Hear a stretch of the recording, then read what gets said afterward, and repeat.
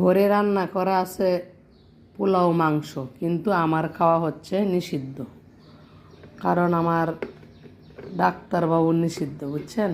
তাই আমি আমার মতো খাবার তৈরি করে নিলাম। খাবারের সাথে হচ্ছে এই ঘি, এই গরম ভাতের সাথে। ভাত কিন্তু অনেক গরম, তো এখন ঘি গলে যাবে।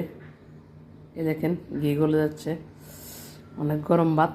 তো গরম ভাতের সাথে ঘি, একটা ভর্তা আছে, আর হচ্ছে মাছ ভাজি দিয়ে এটা হচ্ছে আমার খাবার। আর ঘরে যে খাবার রান্না আছে ওইটা কিন্তু আমি খেতে পারবো না। এই কারণে এমন খাবার কাদের পছন্দ। একটা মরিচ নিয়েছি, বোম্বাই মরিচ, এখান থেকে একটু খাবো, এতটা খাওয়ার সাহস নেই আমার।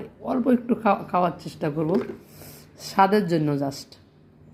তো যাই হোক, এবার ছিল এই পর্যন্তই। দেখা হবে পরবর্তী ভিডিওতে।